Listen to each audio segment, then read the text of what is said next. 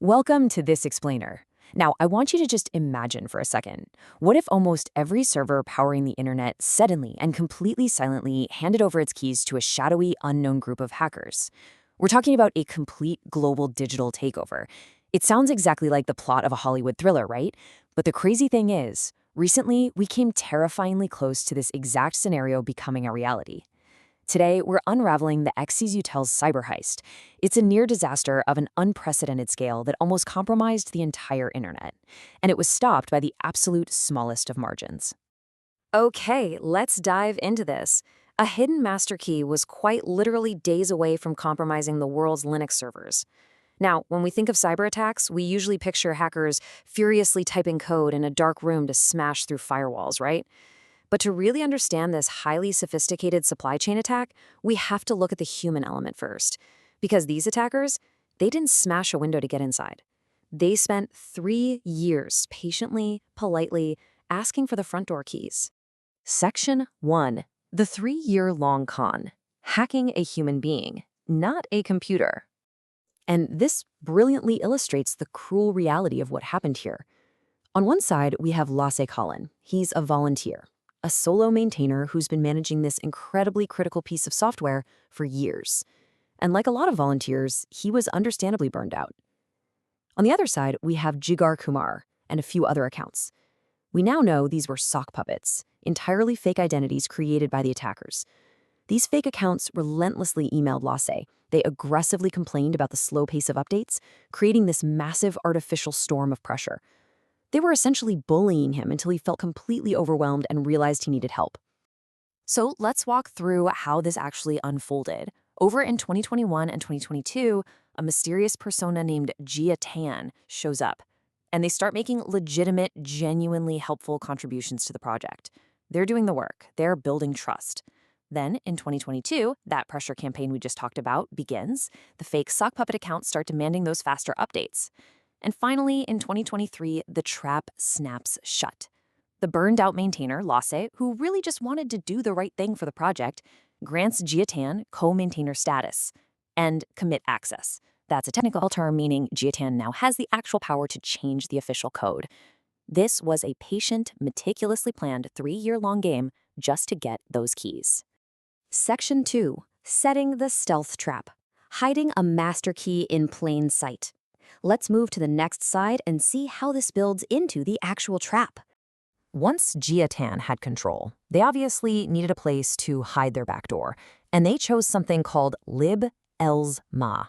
Now, to put this in very simple words, liblzma is just a standard, everyday tool within the XZ Utils software used for data compression. Think of it kind of like a digital zipper that shrinks files down so they take up way less space.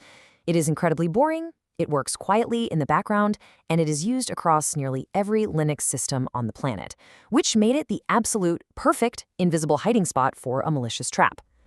So, how exactly did they do it? Let's break down this exploit, officially named CVE 2024-3094, step by step. It's basically a meticulous digital heist. First up, binary obfuscation. In simple terms, they hid the malicious code inside harmless-looking test files that just looked like random compressed data. It's literally like hiding a lockpick inside a wooden Trojan horse. Second, they targeted SSH. They designed this backdoor to specifically intercept OpenSSH, which is the secure system that computers use to talk to each other. And finally, the ultimate goal, gain remote execution power. And that brings us to remote code execution, or RCE. So the crucial point is this. An RCE isn't just a random glitch. It is a literal digital master key. It meant that anyone holding a specific private key could send commands to a victim's machine before the server even asked for a password. If your server was running the infected versions, which were 5.6.0 and 5.6.1, the attacker could quietly bypass all security measures and take total absolute control of your system. Section 3. A half-second discovery. The microscopic clue that saved the internet. Right as this invisible trap was about to be shipped out to the entire world, something truly incredible happened. A Microsoft engineer named Andres Freund was just doing some everyday testing on a Debian Linux system, and he noticed the computer's processor was working just a tiny bit harder than usual. Then, he noticed a microscopic delay when trying to securely log into the system. The delay was exactly 500 milliseconds. Half a second. I mean, let's be honest, most of us would have blamed a bad internet connection and just moved on with our day, right? But Andres got curious. He dug into that half-second lag, slowly unraveling the thread until he found the hidden lockpick. It is absolutely wild to think about, but his curiosity uncovered this massive backdoor just days, literally days, before it was scheduled to be rolled out into the stable global Linux releases. One curious person stopped a global digital meltdown at the absolute last possible minute. Section 4. The open source legacy. The phantom vanishes, but the questions remain. Now, what's really interesting about this slide is the sheer mystery left behind here. The very moment Andres Freund went public with his massive discovery, the persona Jia Tan disappeared entirely, just vanished like a ghost. Investigators immediately began pulling apart the metadata, the digital footprints like VPN usage, time zones, and working hours.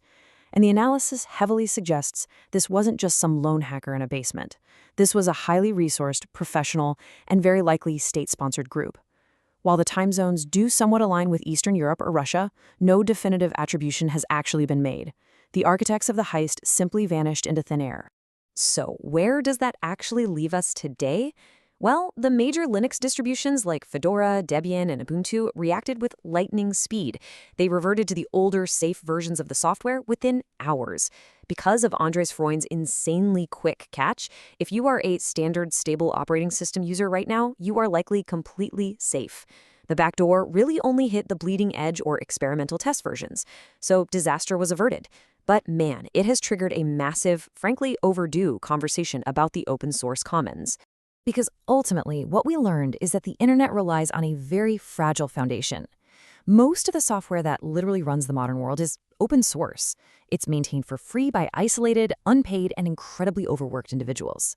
Lasse Collin was doing his absolute best, but he was specifically targeted and worn down by a highly calculated psychological operation. This event laid bare just how terrifyingly vulnerable our critical infrastructure is to this exact kind of human pressure. Which leaves us with a deeply unsettling question to ponder as we wrap up this explainer.